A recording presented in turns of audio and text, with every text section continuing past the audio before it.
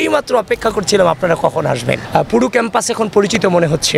ডাকসু গোটা বাংলাদেশের বিষয়। তো ঢাকা বিশ্ববিদ্যালয়ের শিক্ষার্থীরা এর দ্বারা বিভ্রান্ত হবে না। আমাদেরকে অ্যাকসেপ্ট করে নিচ্ছে, কেউ ফুল দিচ্ছে, কেউ বুকে নিচ্ছে, কেউ বলতেছে ভাই এই মাত্র অপেক্ষা করছিলাম আপনারা কখন আসবেন। এই যে ভিডিও দেখছি ভাই, আপনি আসছেন, আপনারা আসছেন।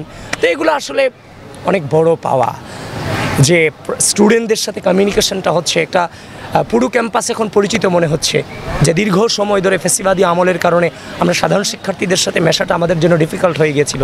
এই বিশ্ববিদ্যালয়ের এমন একটা পরিস্থিতি ছিল যেখানে হচ্ছে যে বিরোধী রাজনৈতিক সংগঠনের যারা রাজনীতি করত তাদের সাথে মিশলে, তাদের সাথে ছবি থাকলে সরকারি চাকরি হবে না, হলে থাকা যাবে না।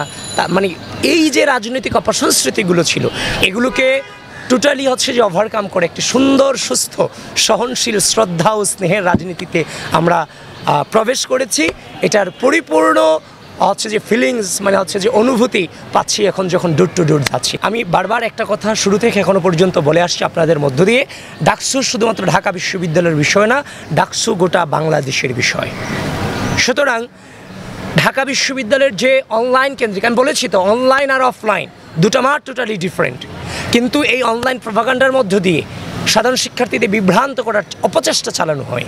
কিন্তু ঢাকা বিশ্ববিদ্যালয়ের শিক্ষার্থীরা এর দ্বারা বিভ্রান্ত হবে না, এটা আমরা নিশ্চিত। কিন্তু গোটা বাংলাদেশে একটা থমথমে পরিস্থিতি তৈরি করার অপচেষ্টা চলছে বিভিন্ন অনলাইন প্রপাগান্ডার মধ্য দিয়ে। এই জন্য ঢাকা বিশ্ববিদ্যালয় নির্বাচন কমিশন আপনাদের সকলকে আমি আহ্বান করব, আপনারা রাষ্ট্রের সাথেও, রাষ্ট্রের যারা দায়িত্বশীল আছেন তাদের সাথেও আপনার প্রপারলি নিবিড় যোগাযোগ রাখেন, এবং রাষ্ট্রের থেকেই যেই অনলাইন গ্রুপগুলো প্রতিনিয়ত মিস ইনফরমেশন, ডিসইনফরমেশন ছড়াচ্ছে, সেগুলোকে রাষ্ট্রীয়ভাবে ব্যান করার উদ্যোগ আপনারা গ্রহণ করবেন। দেশে দেশে সবার সাথে দ্য নিউজ।